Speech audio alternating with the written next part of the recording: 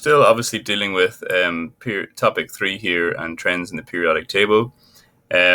Could be considered topic 4 as well. We're talking about the bonding within covalent molecules, because electronegativity is all about the sharing within that covalent bond, the sharing of electrons. So my key to this question is to remember that electronegativity increases across and up the periodic table.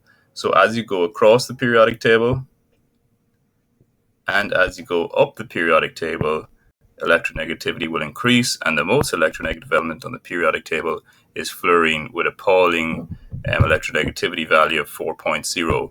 Now, it's just the useful number to remember. You certainly don't need to remember the electronegativity values for any other elements.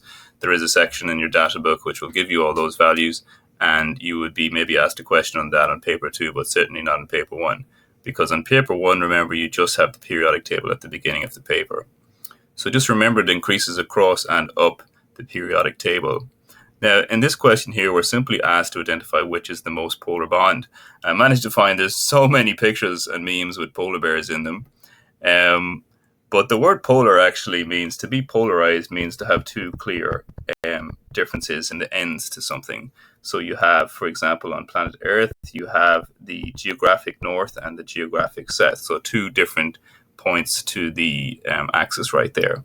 You could also have polarization of opinions. Somebody is very for something, somebody is very against something. So they're opposites.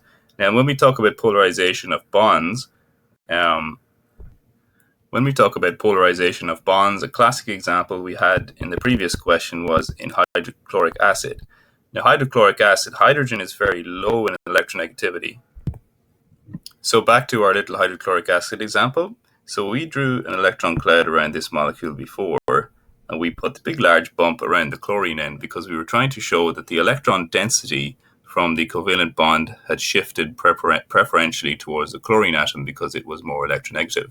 So if we want to use this analogy up here, then the electron pair would be represented by our little wolf here, and the chlorine atom, the very electronegative polar aspect of the molecule, would be the polar bear. So remember, it's the electron pair that's being pulled from the bond towards one element in consideration of electronegativity. So we have four combinations of elements here. We have carbon and fluorine. We have carbon and chlorine. We also have silicon and fluorine, and we also have silicon and chlorine. Now, there's no doubt about it, all of these molecules will be polar in nature. If you've anything from group 14 here, so carbon or silicon being combined with anything from group 17, fluorine or chlorine, there's going to be quite a difference in electronegativity, and it will be a polar bond. It's just a case of which one will be the most polar bond. Now, just out of interest, I grabbed a ruler.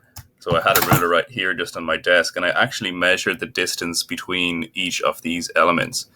And that alone is a good indicator of which ones will have the greatest difference in electronegativity and therefore be the most polar. That's just one way to do it. So what I measured here was I measured the distance between carbon and fluorine.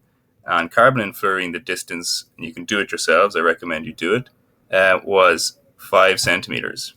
So carbon and fluorine had a difference of 5 centimeters. This is just one way to make my point. And if you take the difference between silicon and fluorine, that was 5.5 centimeters. So they're further away from each other on the periodic table, the greater the difference in electronegativity there will be. So we can already say that answer A is not going to be as electronegative as answer C. Silicon and fluorine was answer C. Chlorine and carbon was answer B, and silicon and chlorine was answer D. So we've already discounted answer A because we can see that the silicon and fluorine difference is greater. If you then compare carbon and chlorine, although that difference is as well a distance of 5.5 centimeters, you should see that you're going down the periodic table, which decreases in electronegativity. Remember, we need to be going up the periodic table to get an increase in electronegativity.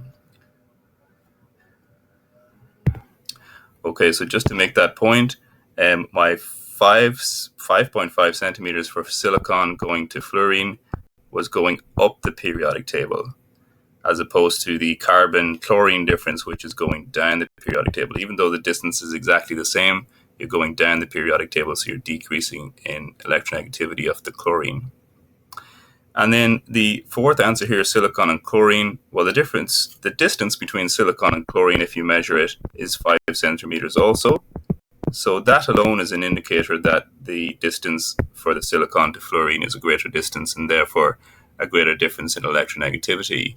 So the answer to this question is C. Now, if you were trying to get the most polar bond possible on the periodic table, you would go to the far bottom left of the periodic table all the way up to fluorine and combine those two elements, and you would get the most polar compound, which probably doesn't exist. But that's what you're looking for, the greatest distance going up and across the periodic table between two elements for the most polar bond.